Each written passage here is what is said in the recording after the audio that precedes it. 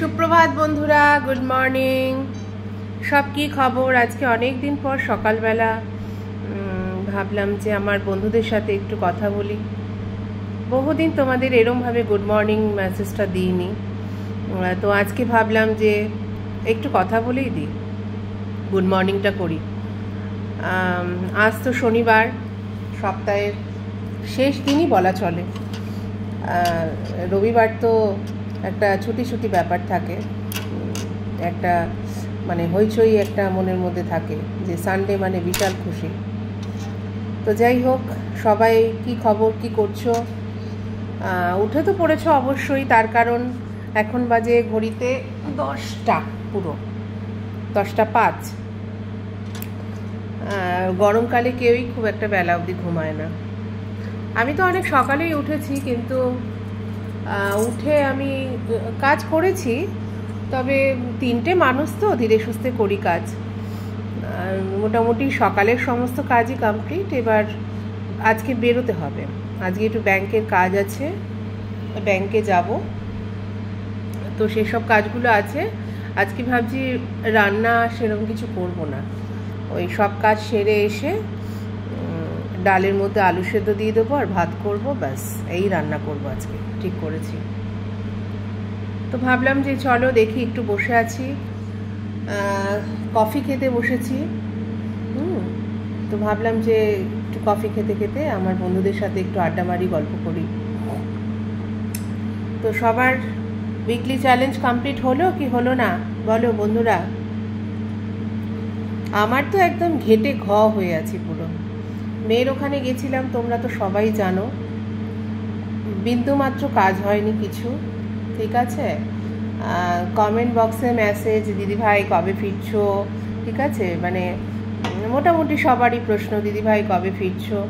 বা তার ওপর আবার ফিরেই একটা সুন্দর ভিডিও, একটা মিষ্টি ভিডিও দেখলে সবাই যেটা দেখে খুব ভালো লাগবে দেখতে, এরম একটা ভিডিও বানালাম গতকাল, ঠিক আছে।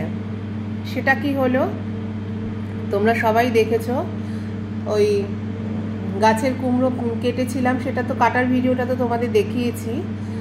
আচ্ছা, যখন কুমড়োটা কাটতে নিয়েছি তখন ছেলেকে বললাম, বাবা একটু ভিডিওটা আমার করে দিবি, কেউ নেই বাড়িতে যখন, আর তাড়াহুড়োর মধ্যে তো সকালবেলা, আর কমিটমেন্টে ছিলাম কাউকে দেব, ঠিক করেই রেখেছিলাম যে প্রথম কুমড়োটা কেটে কাউকে দেব, খুব একটা প্রিয় মানুষ আমার বন্ধু, তাদেরকে দেব।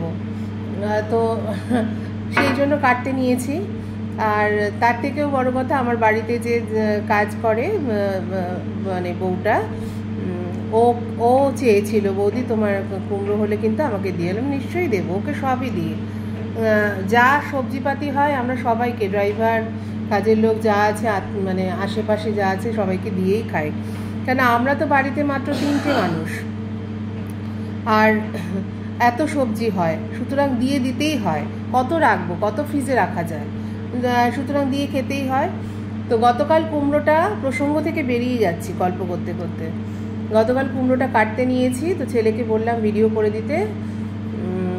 কুমড়োটা কেটে যে দেখানো, মানে কাটার পর যে দেখাবো যে কুমড়োটা কত সুন্দর হয়েছে, হ্যাঁ, ও বা সেই মুহূর্তে একটা ফোন আসলো ওর, ও ভিডিওটা অফ করে দিল, ব্যাস আমার সর্বনাশটা করে দিল, আর কিছুই না।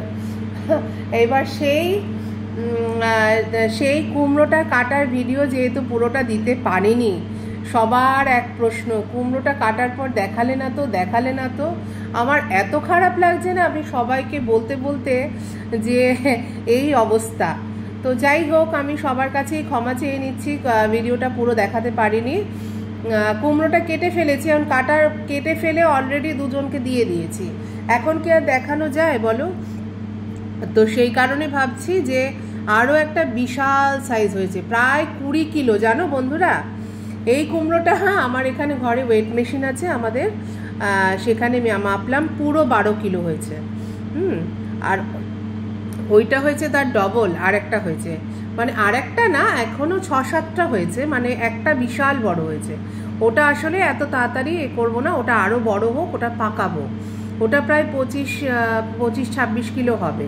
মানে যে আমাদের বাড়ি ধোয়াতে আসে না, সে তো দেশ গ্রামের লোক, সে আবার গ্রামে চাষবাস করে, তো ও বললো যে বৌদি এখন না, ওটা পাকলে ওটা প্রায় 20-25 কিলো হবে, 25-26 কিলো হবে, তো তখন তুমি ওটা কেটে। তো সেই ভাবলাম যে ওইটা যখন কাটবো বন্ধুরা তখন তোমাদেরকে আমি দেখাবো। যাই হোক, কালকে ভিডিওটার জন্য সবার কাছে আমি ক্ষমা চেয়ে নিচ্ছি। এখন শেষ করছি, কাজে নামতে হবে। বললাম যে বেরোবো, চলো টাটা, সঙ্গে থেকো। নেক্সট ভিডিওতে নিশ্চয়ই কিছু না কিছু আবার দেখাবো। টাটা।